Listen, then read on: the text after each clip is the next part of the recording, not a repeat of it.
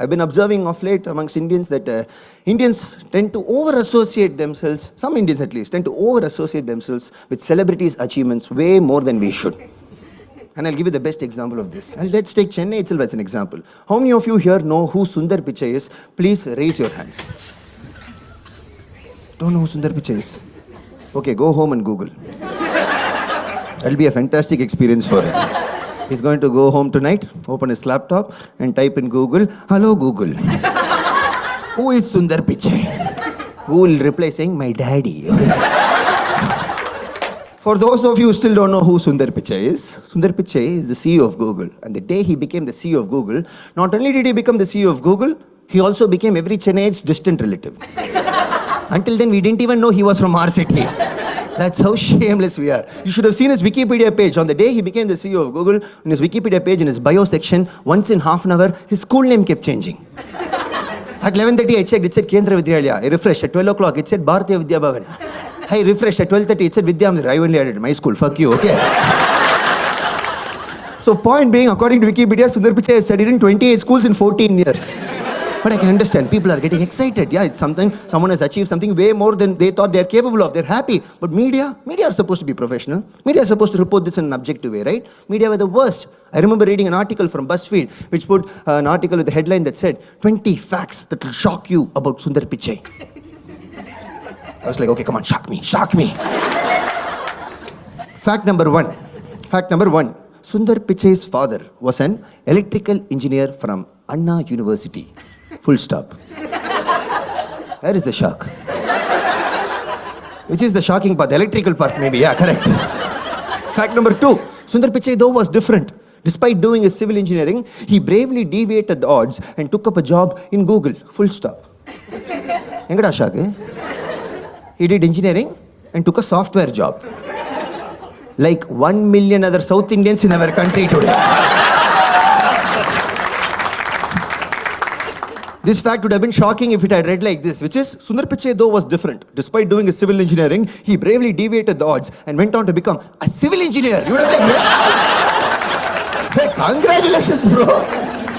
And the worst was the Western media. When Western media started reporting this news, they have this tendency, which is that anytime anyone from a third world country comes and achieves something in a first world country, automatically they believe that man's story must have been a story of rags to riches. Why? Because they've only seen one movie about us, which is Slumdog Millionaire. Exactly. Imagine if we judge them for American Pie. What if we think all Americans will put their dick inside their favorite dessert like that alone? That's not how it works. So Sundar Pichai came from a normal privileged family and his story had no drama. He just worked hard and with his privilege he achieved what he achieved. That's great. But that story can't be reported in America the way it is because the white man reading that and can't consume it. It has to be a sad story. It has to be a really dramatic story, which is why they'll start dramatizing aspects of his life which were never a problem in the first place just to make that story feel more third world. For example, New York Times and Washington Post put articles that day saying Sundar Pichai and 3 other members of his poor upper middle class family. What is a poor upper middle class family? In Chennai we call that posh, okay? They used to live in a cramped 3-bedroom apartment. What is a cramped 3-bedroom apartment? In Bombay they call it a gated community. My point is that we are living in an age of misinformation. We have to check each and every message, the source, the context, and the agenda behind it. If not, it will lead to some very awkward situations. I'll give you another best example. When Abdul Kalam died, the next day they declared it a national holiday. You guys remember that? Yes, but my friend, he still went to work. I asked him, dude, Abdul Kalam has died. It's a national holiday. Why are you going to work? And he was like, Macha, in my office, even if I die, they'll ask me to come to work, mark half-day attendance, then go die. Now, I don't like the idea of declaring a holiday when calamities occur. Because when you declare a holiday, that means there's a lot of idle minds. Idle minds equals Devil's Workshop. Correct. Devil's Workshop equals WhatsApp forwards. Exactly. Correct.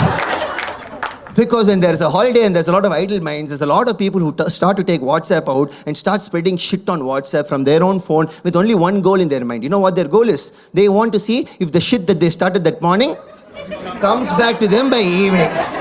If they get it back, or gilippi. same thing happened. Abdul Kalam died. The whole country is mourning. But my father had the gall to send me this WhatsApp forward of this pink animated heart emoticon that goes like this, with a text below that said, "This is the heart of Abdul Kalam." This is the heart of Abdul Kalam. He is still alive. Pass this to 50 people in the next 5 minutes, he'll be reborn in Rameshwaram. I was like, what? I called him and said, "Daddy, stop. Do not pass this to anybody." Because I was like, first of all, his name is Abdul Kalam. His name is Abdul Kalam. And obviously he doesn't believe in rebirth. Because he's a Muslim, no scientist. What's wrong with you? This is why I said read the agenda context for every single thing. This is what they want you to see. At least that person next to him was like, "Move," that man was like, "Muslim."